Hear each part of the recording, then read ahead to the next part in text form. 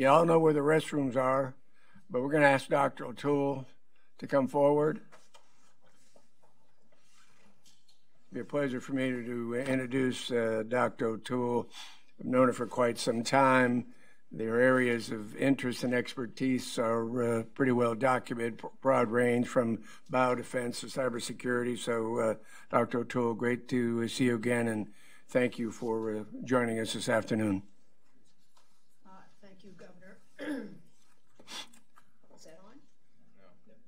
I don't know. It doesn't sound like it to me. Okay. All right. Good. I see why everybody's confused. So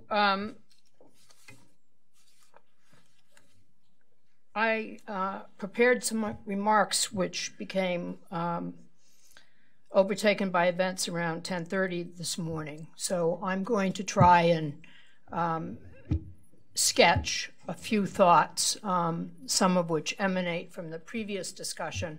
And I want to start by acknowledging all of the current and former government officials and colleagues, current and former, in the room, and just echo the observation that's been made by many on the panel, which is the importance of individual initiative in this.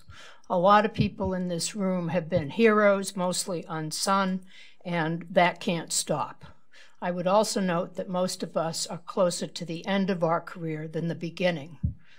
And maintaining the momentum that we have, such as it is going to require the recruitment of a lot of talent into the government and elsewhere. I want to make a couple of points. First of all, we've talked about the evolution of the threat, and it is evolving because of the social and commercial factors that Steve Redd mentioned, and our increasingly frequent encounters with new organisms. It's also evolving because of the trajectory of what I'm going to call the biorevolution, which I think is the missing elephant in the room. We are getting increasing ability to manipulate organisms and indeed life, and that is going to translate into a bioeconomy, which will give a lot more people access to the skills and knowledge needed to manipulate organisms. But the bioeconomy and the biorevolution are also the way through this perilous time. And we have not done enough to take advantage of the advances in science and technology that are happening and that could happen. So I'm going to speak mostly about technology, which we haven't talked about much today. And indeed, public health has a penchant for focusing on process and consensus and policy for good reason. But I want to suggest that we can get an awful lot of power from technology if we thought about it more and built the infrastructure necessary to capture it and put it to use. So I'm going to make a couple of main points. First of all, I want to talk about the technologies that we could have in the next 3 to 5 years that would give us significant improved capabilities in the managing of epidemics, okay? And this would take money, a lot more than we're talking about today, but nothing compared to line items in the defense budget. And it would also take a new approach to the public-private infrastructure that we need, that Dr. Lillibridge mentioned, and I'm going to come back to that.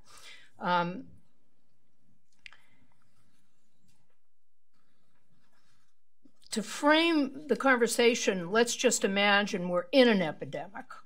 We know we're in an epidemic, and we need to manage it better. And indeed, this is a skill set we've been working on for decades now and have gotten much better at. But again, if I had to pick with my magic wand, I would give us 3 sets of technologies to give us a significant improvement in our ability to manage epidemics, naturally occurring epidemics of infectious disease.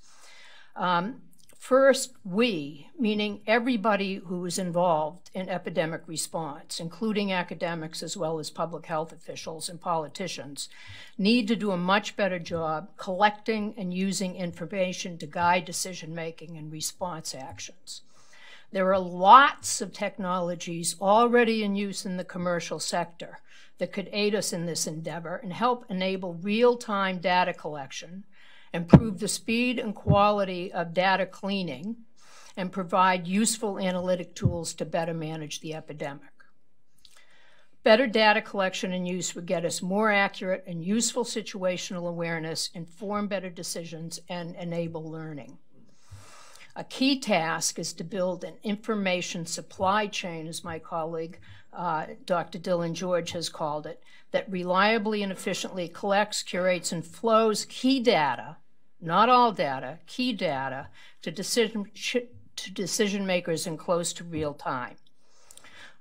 There are, for example, commercial technologies that convert analog data, the type of data that comes in on pieces of paper from the many different countries and clinics in West Africa during the Ebola epidemic, into digital data that can be aggregated and analyzed.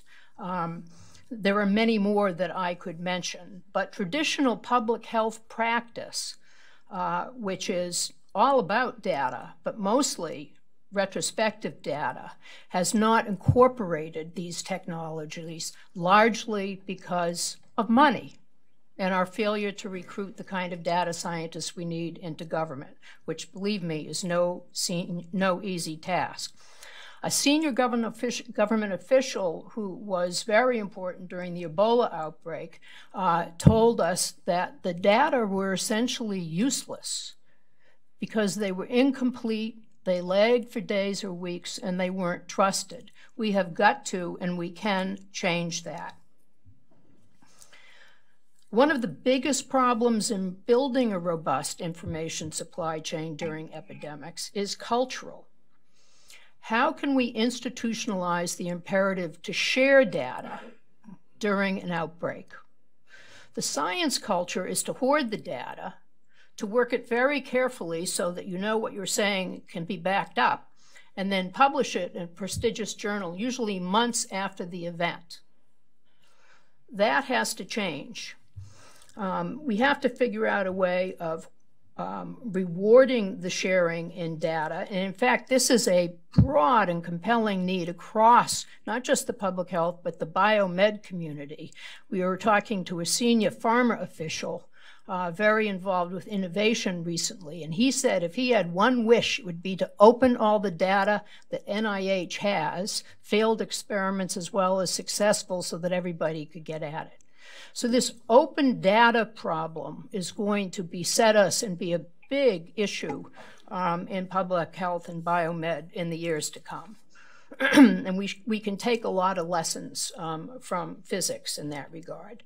The second technology I would wish for was mentioned in your excellent letter to Congress, namely rapid readout point-of-care diagnostics.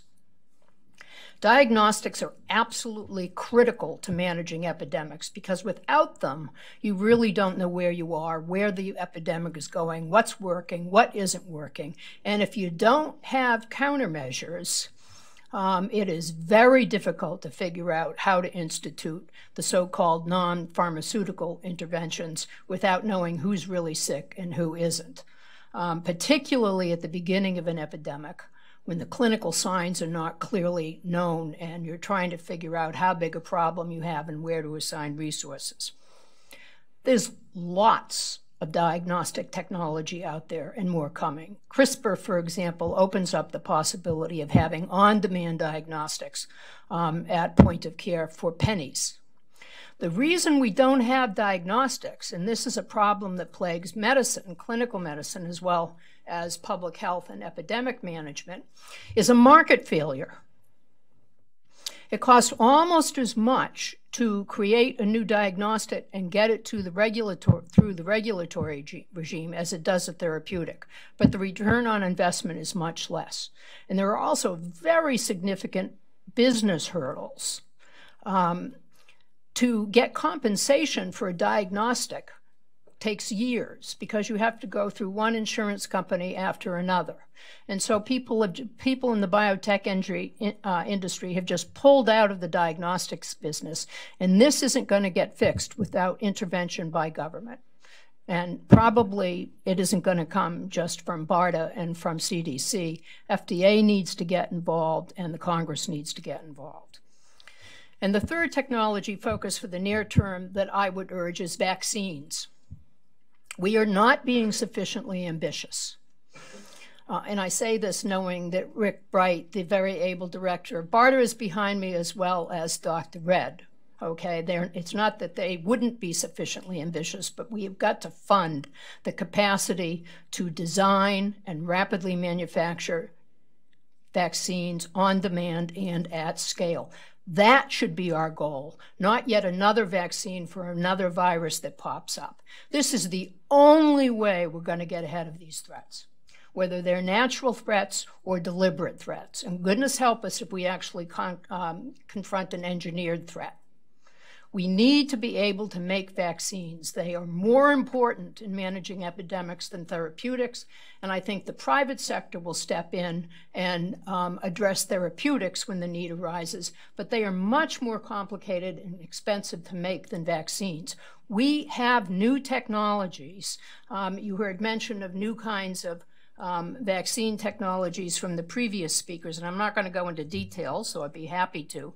We have new technologies based upon the booming market, by the way, in vaccines, which is worth about $37 billion globally right now, and our increased understanding of the immune system that we could leverage to take care of this problem. But it's got to be, as Scott said, more of a NASA and a moonshot than the current slow-mo pace, year by year, arguing for every dime in the BARDA budget. So those are my three near-term technologies. Long-term, as I said, we have got to take advantage of and pay attention to and recognize the biorevolution that is underway. The biorevolution is going to transform the global economy, much as the digital revolution has done. It will bring tremendous and wide-ranging benefits, and it's going to be essential to solving some of the world's biggest problems. The US government has financed most of the basic research that has made this biorevolution possible. We have spent $1 trillion on basic biomed research since 1938, according to Forbes. And I agree with Dr. Lillibridge, we're not getting our money's worth out of it in terms of products, which I will come back to. But this biorevolution, this capacity to read, write, and edit the code of life, to understand how living organisms work, and to take that knowledge and engineer it predictably to make ourselves new materials, new forms of energy, new ways of farming, et cetera, et cetera. This is going to touch multiple industries, and it's going to be one of the key economic platforms of the 21st century. And we are not awake to it. We are not awake. And the greatest threat from bio is not an attack with an engineered organism. The greatest threat, in my view, from bio, and I've been working biodefense for a long time, is that we fail to compete in the bioeconomy. This is not going to be just another technology coming online. This is going to be what the economists call a general purpose technology, like the steam engine and electricity and the internal combustion engine and digitization.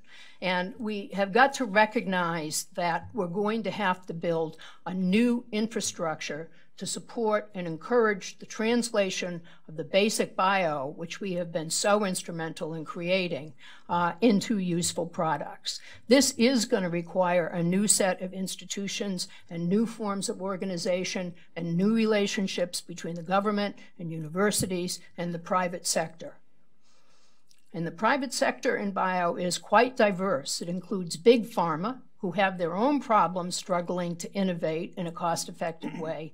And these small startup companies, these biotech companies that have done so, and some of whom have grown into big companies, who've done so much to innovate in the area of the life sciences. I just want to point out that we have not supported the translation of biology the way we supported the translation of physical sciences in the US government. We haven't built the DOE national labs for life sciences. We do not have a DARPA. We have a BARDA, who wishes they had DARPA's budget, for far-out biology. DOD has 7 categories of line item funding for R&D. We've got individual investigator R01 grants in NIH and BARDA in the Valley of Death in biology. So we do need to rethink this translational infrastructure that has powered our economy and the physical sciences for the last half-century, really since World War II, and how we're going to build such a transformative infrastructure for the life sciences.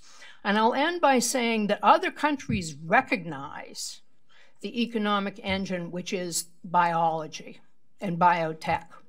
China, in particular, has told a senior American scientist that the UK owned the Industrial Revolution, the US owned the digital revolution, China will own the bio-revolution, and they are building and recruiting to that end. You heard about how they are bringing primate specialists back to China. They have a 10,000 talents program that is trying to suck up not just ethnic Chinese scientists, but American scientists, scientists from all over the globe, and give them money and lab support and so on and so forth to buttress their biology and biotech infrastructure.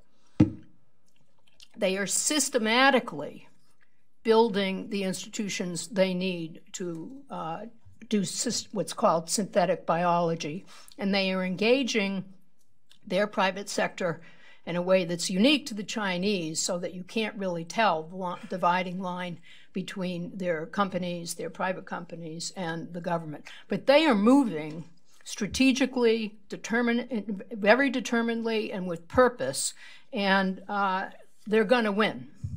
And to your last question, Governor, machine learning and deep learning and artificial intelligence are absolutely critical to biology. Biology is big data. 3 billion base pairs in the human genome, 1 human genome. You start doing big cancer projects or projects involving multiple genomes, and you're already talking big data. To really understand the natural phenomena behind the genome, we're going to have to do very big experiments indeed. And because genomics, which is one of the foundational sciences of bioscience, involves such big data, then, machine learning plus bio, deep learning plus bio, AI plus bio are absolutely an essential stop on the road ahead. So to sum up, there's lots we could do.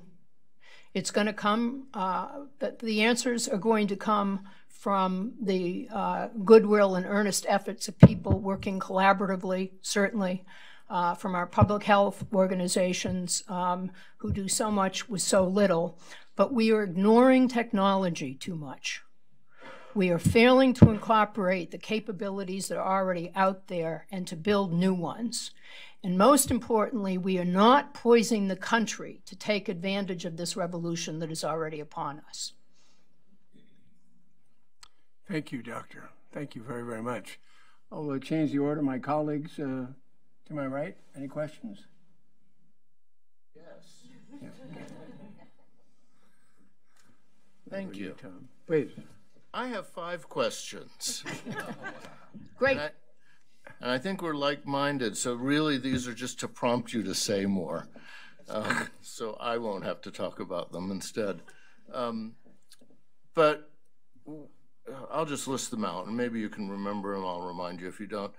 You kind of mentioned information for decision makers, and I think some of our earlier speakers talked about actually they had huge delays while the decision makers were deciding who was going to release the press release.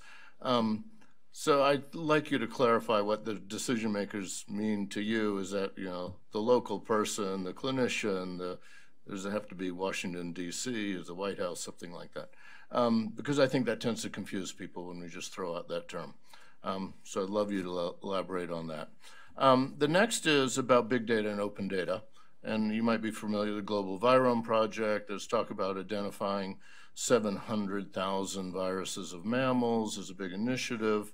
In fact, China's already jumped in and said, oh, we'll put $40 million into it. The US, we don't know yet. France is interested. But there's pushback on that by people saying, well, you wouldn't want to make that information public. Oh my gosh, what if it got used, you know, maliciously, rather than giving it over to machine learning and big data to actually learn something from 5,000 coronaviruses. So this is my second one. Third one is, I think what I'm hearing you say, that, you know, maybe civil society, private sector, civil society, is going to move a lot faster in all of this than governments. And how does that position us, and what's that relationship? Because that might actually be a solution, not a problem, but I'm not sure. So I'll let you ruminate on that. You talk a little bit of that.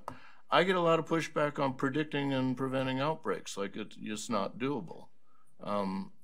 And I think some of this big analysis, more rapid sharing information could help us, because we can identify where these, under what conditions these are likely to occur, and we can actually stop them. So I'd like to hear your thoughts on that. And then I would just add on, you know, on bioengineering and big bio, that I agree with you. One of the threats is we will be left behind. But what are your thoughts on unintentional consequences? I would say we talk a lot about, I would like to redefine when we're talking about these bio things, that we say they're natural or intentional or accidental. I don't see much in the way of natural anymore. They're just unintentional. I mean, raising 10 billion chickens and getting a strange flu is just unintentional. It's nothing natural about raising 10 billion chickens. So I wonder if that's going to fit into our synthetic biology world too. So that's a lot of questions, but I'd love to hear your thoughts. Dr. Ochoa, you have as much time to answer as he took to ask, so feel free, go right ahead. Okay. The audience I have in mind for the information supply chain is, first of all, the decision makers in an epidemic. And this is a layered group of people that ranges from Dr. Red and his colleagues at CDC to state health departments, and indeed to the White House. But what I was thinking of in terms of the immediate next 2 to 3 years is, how do we get better real-time information about the epidemic into the hands of the people who are deploying people, and so on and so forth.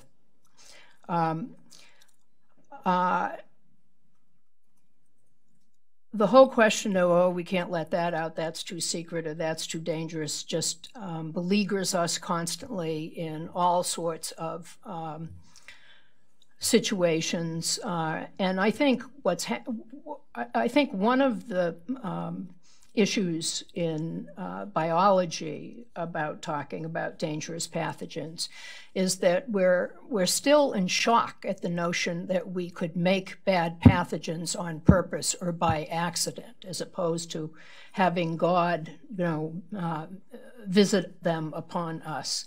And so it seems very scary. I mean, we had a long debate in 1999 about whether or not we should tell the public how few smallpox vaccine doses the U.S. had. And we decided in favor of truth and openness. And I think that's almost always the right default posture. But we have to explain it. We have to explain it. The reality is that all the information you need to do something evil is out there now, if you have the will. So this fantasy that we can keep it secret is just that, a fantasy. Civil society always moves faster than government. except when we're in dire emergencies. And then government can muster forces and create coalitions that are beyond the capacity of the civil society. And we have done that not just in the face of an emergency, but we have done it proactively. And I'm thinking particularly of the extraordinary physical science accomplishments that we have had since World War II. But I would also cite things like building a public education system, which we once had, and other accomplishments that were partly through the private sector and partly through civil society. So we have to find new ways, I think, of engaging we have to invent new ways of making these public-private partnerships. And we probably need a menu of them for different purposes. One way to really engage the public and private sectors that is tried and true is to create a challenge. Let's build a nuclear weapon to stave off Nazi Germany. Let's send a man to the moon and bring him back alive. Let's sequence the human genome, a relatively smaller project, but nonetheless the biggest big biology project we've done so far.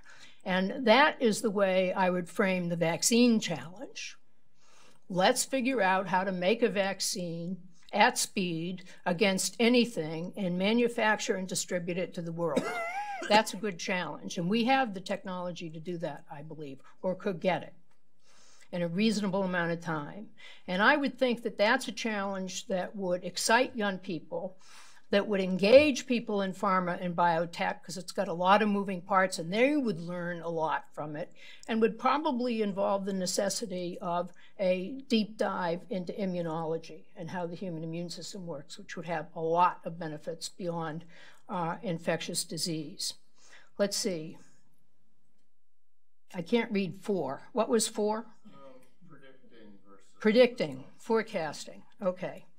I do not think we are capable at this point of forecasting an epidemic that is to come, depending on, I mean, we're pretty certain we're going to have a flu pandemic for all kinds of scientific reasons. But we can't say when, where, and what viral type we're going to have to deal with.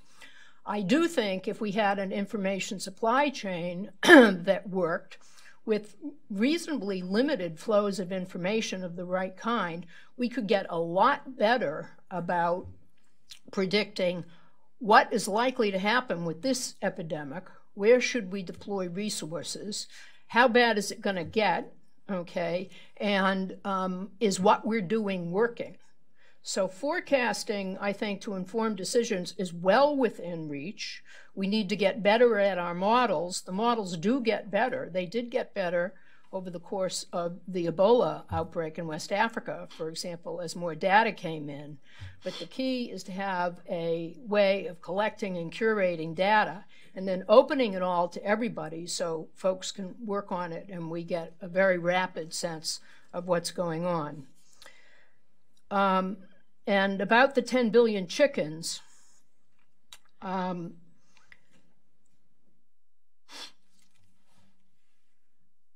humans make a lot of mistakes, and most of what we all deal with every day has to do with repairing our unintended missteps, okay? And it may be that we will learn in coming years that having 10 billion chickens in one place is a misstep, okay? And we will correct that. I would hope so.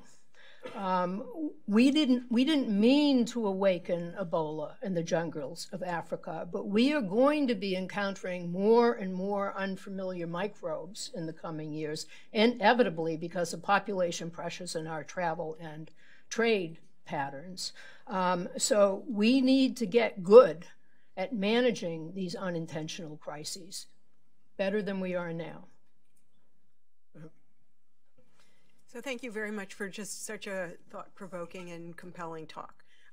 You addressed one of the points I was thinking about when you said create a challenge, and what I was really wanting to get to was your suggestion for whether we need a new institution, organization, or given the agencies that we have currently in the government, do you think that they're adequate, or what would you suggest if you could wave a magic wand and come up with the ultimate funding machine?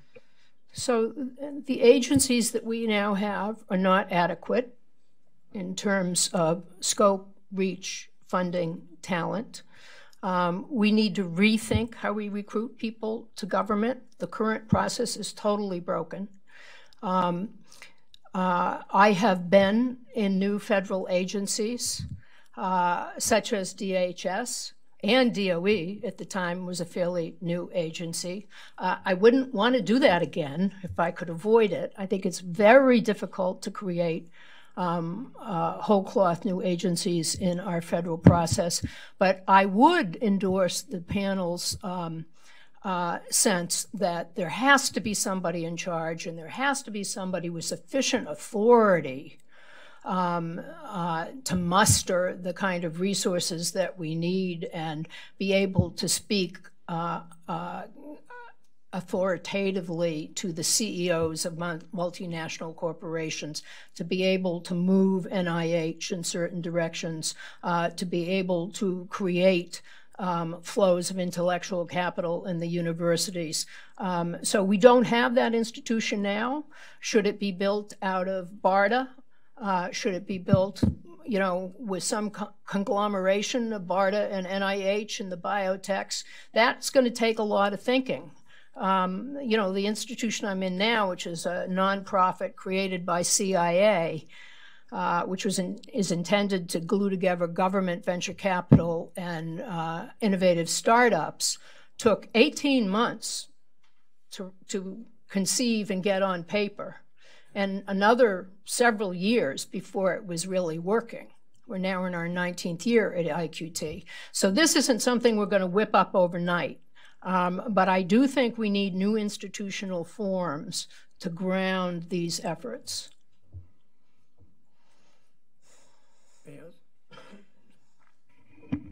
Hi, Doctor. Thank you for coming. Just one quick question. Could you provide us with some materials or your thoughts later on about where the investments should be to accomplish this biotech revolution? Sure. Yeah. Be happy to. Senator Dash.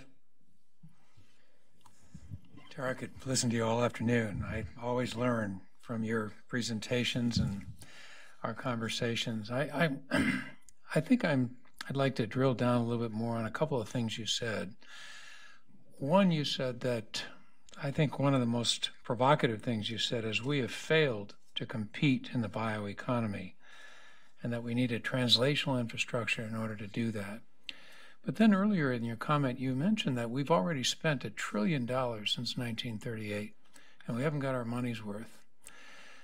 On one hand, it seems the answer to the fact that we've not succeeded in competing in the bioeconomy is the lack of resources that we've talked about a lot, whether it's BARDA or any one of a number of entities or efforts. We just haven't committed the resources. But in those instances where resources have been committed, you say we haven't gotten our money's worth. If we had to do a better job of getting our money's worth while more effectively competing in the bioeconomy, what would it look like? It would look like a better balance between our investments in basic science and our investments in technology. You know, Vannevar Bush was a great American, but he did the country a disservice by presenting a model of how science works and how technology develops that is incorrect. What he said, and this has been the prevalent model in most people's minds ever since World War II, is that if the government invests in basic science and don't tell the researchers what to do, they'll figure it out, then out of the other end will come knowledge that industry will automatically put to work in translating into useful technologies, which, as we now know, are one of the major fuels for a growing economy. That is not how it works. The relationship between basic science and technology development is iterative. Okay? What's technology? Technology is the harnessing of an understanding of a natural phenomena, or more than one phenomena, to human purpose. Where does technology come from? Technology comes from the combination and recombination of existing technologies. So the more you have, the more you can build. We're in a time where we have a lot of technologies and there's a lot that we can do with them. But this iterative relationship between the practical problems to be solved by technology and the fundamental knowledge of very complex phenomena such as, biology, has got to be a ongoing conversation to be most efficient and effective. Possibly one of the greatest examples of an effective translation of basic science, the generation of basic science, and then its translation into products is Bell Labs, right? Now, Bell Labs was made possible because AT&T had a very unusual monopoly and agreement with government that it would openly license anything it invented. We got a heck of a lot out of Bell Labs. There's no Bell Labs for biology. Okay, same thing with the DOE labs. Okay, the DOE labs have created extraordinary intellectual capital and national security goods for the nation. There's nothing like that in biology. Okay, pharma has really been the main translator until recently, until the 1970s, of basic science into products, and they have a very hard job. Okay, that is a very difficult and until recently mostly empirical trial and error process. Okay, right now pharma is chained to their quarterly reports and is more intent on profit than on helping humanity. And I say that having the greatest respect for many of the people who are working in the industry and working very hard. But the reality is they're mostly owned by hedge funds. And we know what they want, okay, and how they force their companies to pursue profit. So since the 1970s, these small companies, what we now call the biotechs, who were usually three smart guys and a dog coming out of universities who had a good idea, have been phenomenally creative and have given us all kinds of projects, including most of the genomics revolution, and now the synbio revolution. And they have been very active and very productive, and my hat is off to them.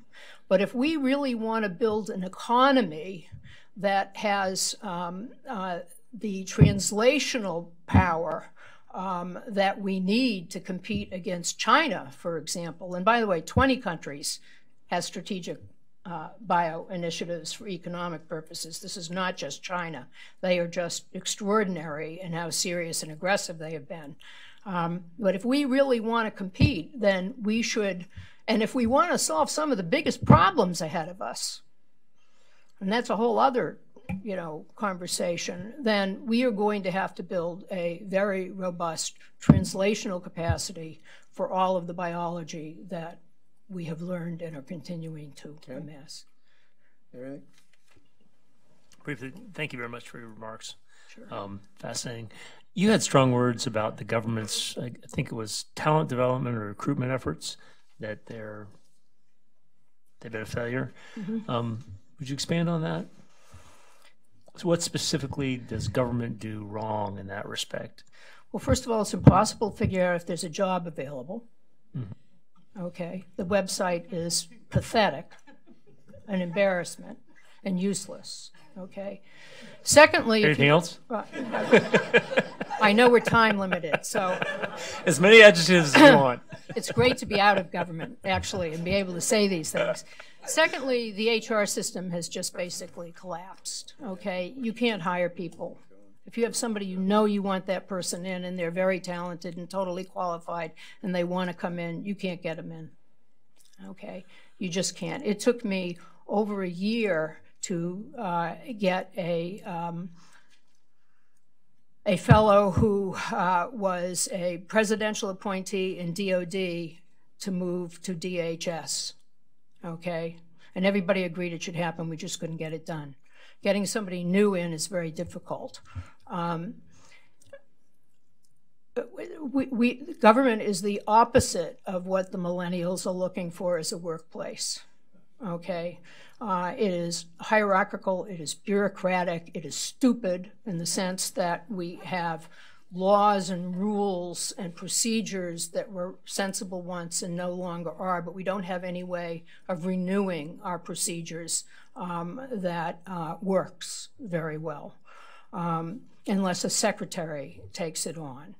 I was in government when Vice President Gore initiated the reinventing government effort, and that made a difference. We got rid of a lot of regulations, for example, in DOE that we no longer needed, and it encouraged people to look at things anew. We need something like that, I think. But if we don't figure out how to recruit the next generation into government, we're cooked. And as far as I can tell, we're not even thinking about it. Well, I'm going to ask one final question, but I think on behalf of the panel, we thank you for your participation, your very provocative testimony. And I love the 3-point plan. We'll call it the O'Toole plan for a better, for a stronger. No, I'm not going to say for not greater a good bio. You're going to take. I'm not going down that path. Your first point was with regard to what I really thought was really intriguing to me, and that is all the information that government generates in the bio field, whether it's CDC, NIH, academic research sponsored by public money, any of those public, the whole notion that that becomes available to everybody, the small startups, the big boys, seems to make a great deal of sense. So if you were looking at the universe of depositories of information. I mean, I'm thinking in my own mind, and you've been down this path.